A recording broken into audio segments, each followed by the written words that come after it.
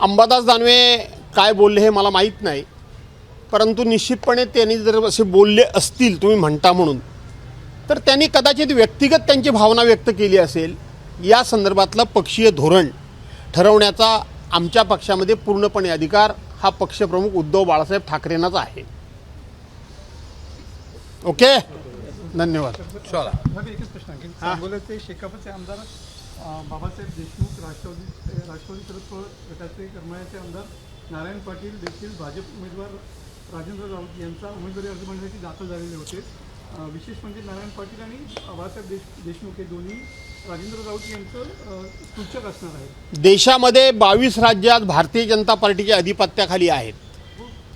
सगळ्या राज्यांचे मुख्यमंत्री कोण कोण आहेत त्याची एकदा यादी बघा, आणि मूळ त्यातले भाजपचे किती आणि दुसऱ्या पक्षातले किती, ज्यांच्यावर आरोप झाले ते त्या मशीनमधून धुपून निघाल्यानंतर ते भाजपचे भविष्यातले चेहरे म्हणून समोर येत आहेत.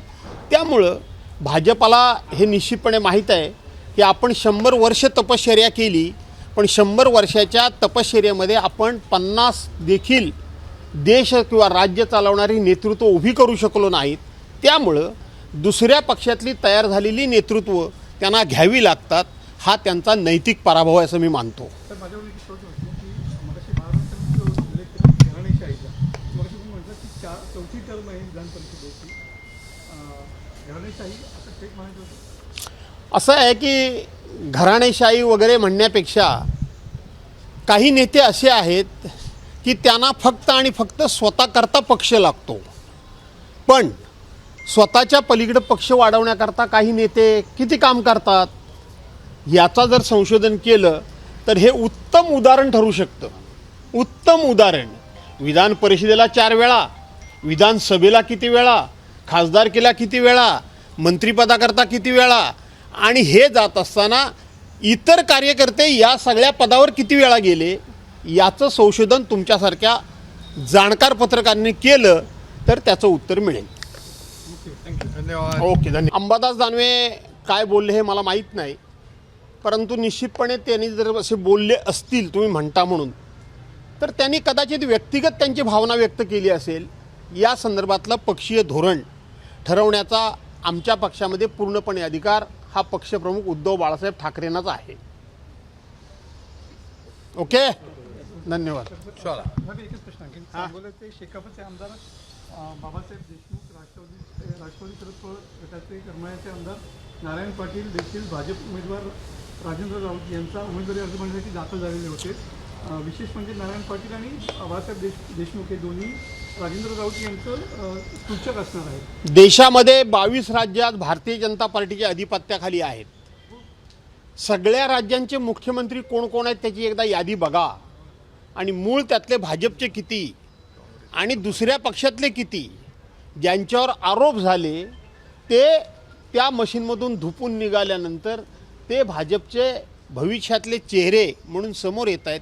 त्यामुळं भाजपाला हे निश्चितपणे माहीत आहे की आपण 100 वर्ष तपश्चर्या केली, पण 100 वर्षाच्या तपश्चर्येमध्ये आपण 50 देखील देश किंवा राज्य चालवणारी नेतृत्व उभी करू शकलो नाहीत. त्यामुळं दुसऱ्या पक्षातली तयार झालेली नेतृत्व त्यांना घ्यावी लागतात. हा त्यांचा नैतिक पराभव आहे असं मी मानतो. तर माझ्यावर एक प्रश्न होतो की मगाशी महाराष्ट्रात जो उल्लेख केला घराणेशाहीचा, मगाशी तुम्ही म्हटलं की चौथी टर्म आहे विधान परिषदेची, घराणेशाही असं थेट म्हणायचं होतं. असं आहे की घराणेशाही वगैरे म्हणण्यापेक्षा काही नेते असे आहेत की त्यांना फक्त आणि फक्त स्वतःकरता पक्ष लागतो, पण स्वतःच्या पलीकडे पक्ष वाढवण्याकरता काही नेते किती काम करतात याचा जर संशोधन केलं तर हे उत्तम उदाहरण ठरू शकतं. उत्तम उदाहरण, विधान परिषदेला 4 वेळा, विधानसभेला किती वेळा, खासदारकीला किती वेळा, मंत्रिपदाकरता किती वेळा, आणि हे जात असताना इतर कार्यकर्ते या सगळ्या पदावर किती वेळा गेले याचं संशोधन तुमच्यासारख्या जाणकार पत्रकारांनी केलं तर त्याचं उत्तर मिळेल. एबीपी माझा, उघडा डोळे बघा नीट.